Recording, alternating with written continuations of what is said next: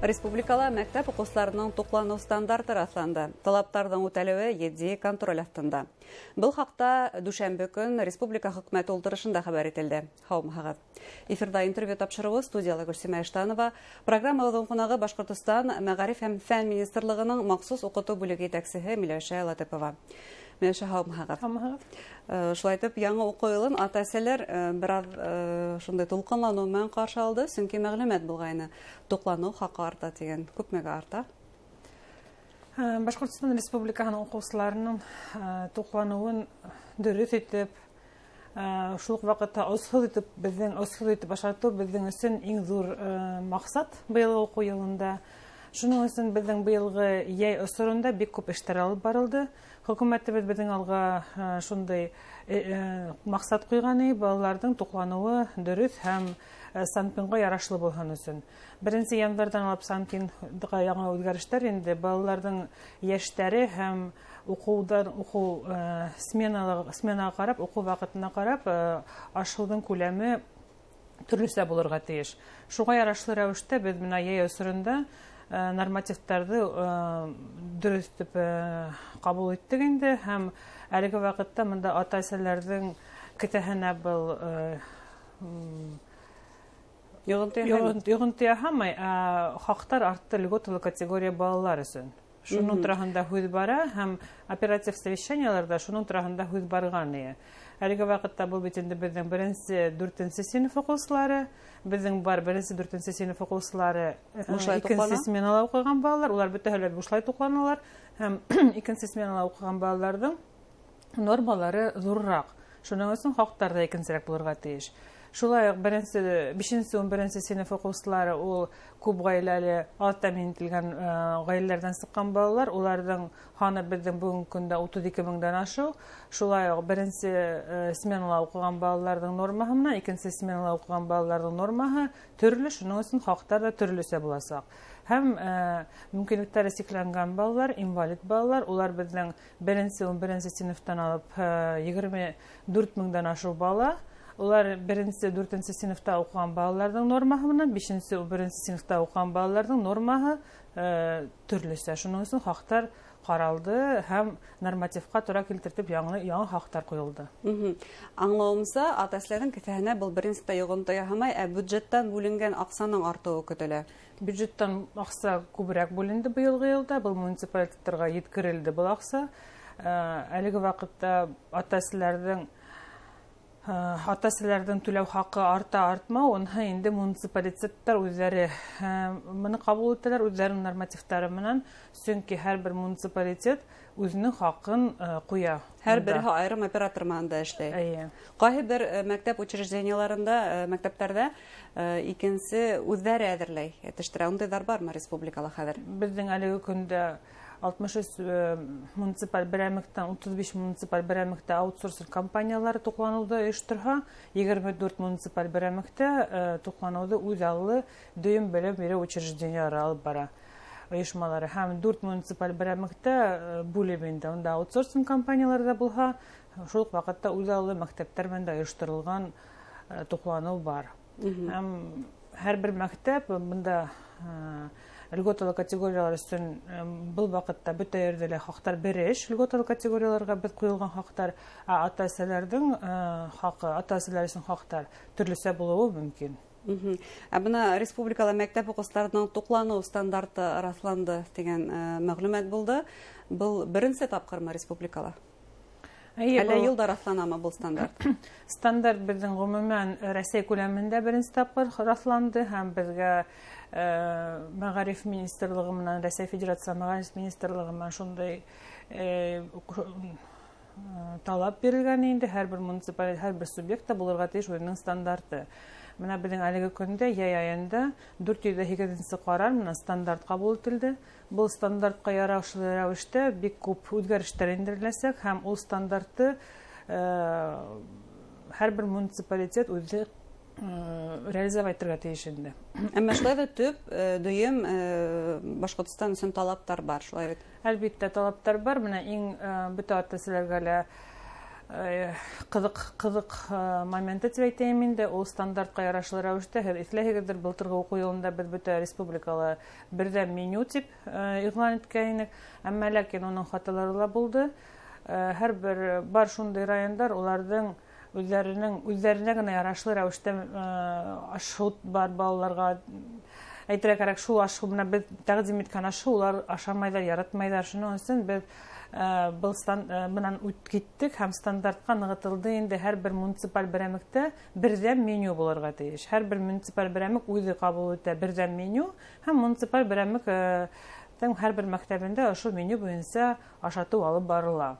Демәк, бына шундай үзгәрешләр индерелгән. Сынапта һез үткән уку елын исләһәгез, күп кенә ата-әсәләр ризыктың сифатына дәгъва белдергән. Бына ошо итешеллектәр исәпкә алындымы? Әлбиттә алынды. Былтыргы елгы кебек без быел да иң беренче сифатлы эсе аш булган өчен ошо максаттарга елы аш булган өчен шул максаттарга ирешү буенча төрле эшләр алып барасакбыз. Иң беренче ул беләүгезчә һәрбер мәктәптең сайтында рацион меню дип әйтәгәндә фотолары, меню буласак, көндәлек рәвештә QR-кодтар.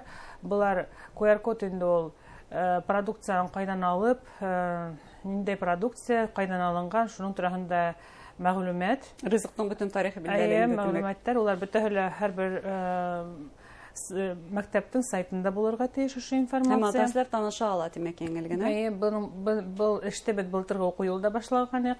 Шулай ук без былтыргы уку елында ата-әсәләр белән бердәмлектә контроль дигән эште башланык. Бу эш бик нык үзенең файдасын күрсәтте, чөнки ата-әсәләрдән конструктив тәкъдимнәр бик күп килә. Ошо тәкъдимнәр искә алып, мәсәлән, Өфө каласында яңа меню кабул ителде ата-әсәләрнең тәкъдимнәреннән калып сыгып.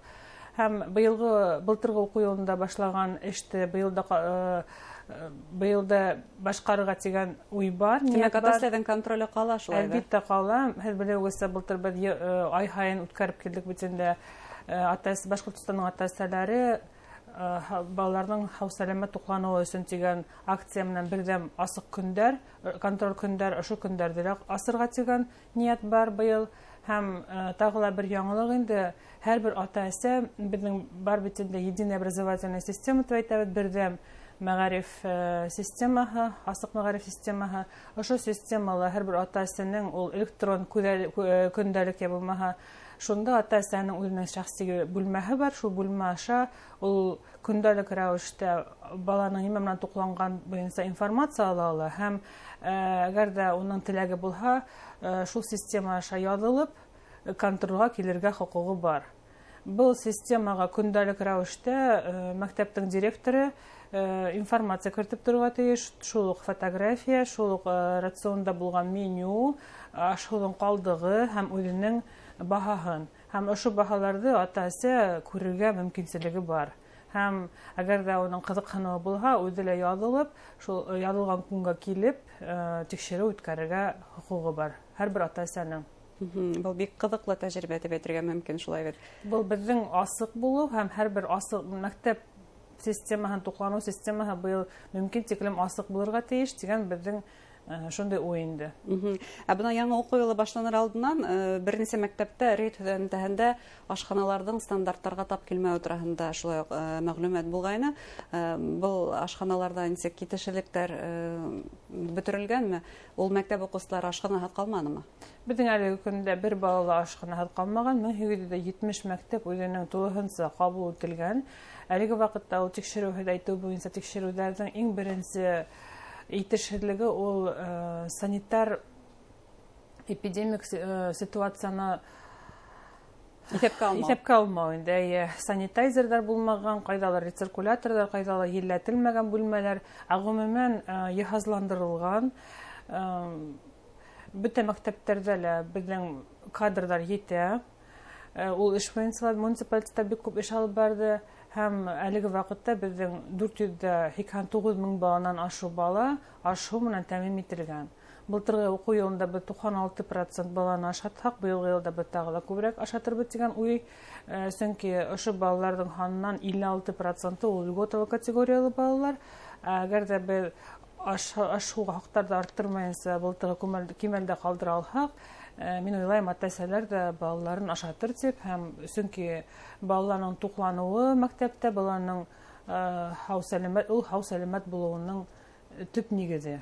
Бына мәктәп ашханаларының рейтингы төзелгәйне. Ул нисек төзелде инде талаптар буенча?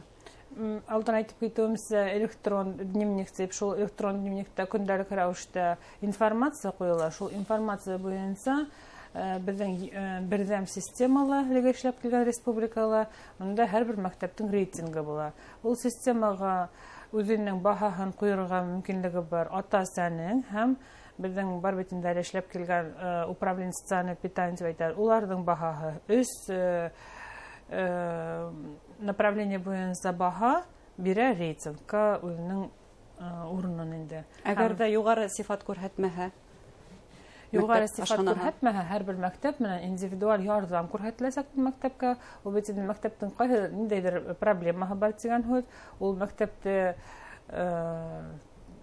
наказать дигән түгел, ул мәктәпкә ярдәм күрһәтелергә тиеш, уже максатлы рәвештә. Кайда нинди проблемаһы бар? Бәлки ул утырту урыннары җитмәйдер, бәлки кадрлар җитмәйдер, бәлки икенче бер проблемалар. Нинди проблемалар асыкланды моны ошо рейтинг төзү барышында? Рейтинг әле безнең быелдан эшләгәнә башлайбыз. Димәк, эшләйсәк, һәм ниндидер кайда нинди проблема икәнлеген ошо рейтинг күрһәтеп тора, димәк. Бу безнең әйтеп үтүебезчә асык мәктәпләрнең асык булуы һәм туклануның бөтә кемдер заинтересованным лицам кызыккан кешеләр өчен бөтенесендә асык булырга тиеш, шул максаттан эшләнгән рейтинг инде. Кызыкканучылар улар әлбәттә тәэсиратта ата-әсәләр, чөнки улар балаларның сәламәт туклануы өчен борсыла. Ошо яһәттән ата-әсәләргә һәм теләкләре. Иң зур теләгем ата-әсәләргә мәктәптәге ашу ул әлбәттә өйдәге ашудан һәрвакытта аерыласак, безнең мәктәптәге ашу ул стандартка, санпинга ярашлы рәвештә эшләнгән һәм ул күбрәк диетик аш. Һәм шуның өчен дә балалар менән бәләкәйдән дөрес эш алып барырга, балаларга көндәлек рәвештә иртә менән бутка ашарга өйрәтергә, шундай аштар өйрәтергә һәм дә өйдә балалар менән дөрес туклану буенча һүз алып барырга. Балалар мәктәптә йылы аш ашарга тиештәр, чөнки ул балаларның һаулыгы. Зур рәхмәт сезгә әңгәмәгез өчен. Хөрмәтле тамашачылар, безнең студиялә Мәгариф һәм фән министрлыгының махсус укыту бүлеге итәкчесе Миләүшә Латыпова булды. Мәктәп укучыларының туклануы турында һөйләштек. Игътибарыгызга зур рәхмәт. Һау булыгыз.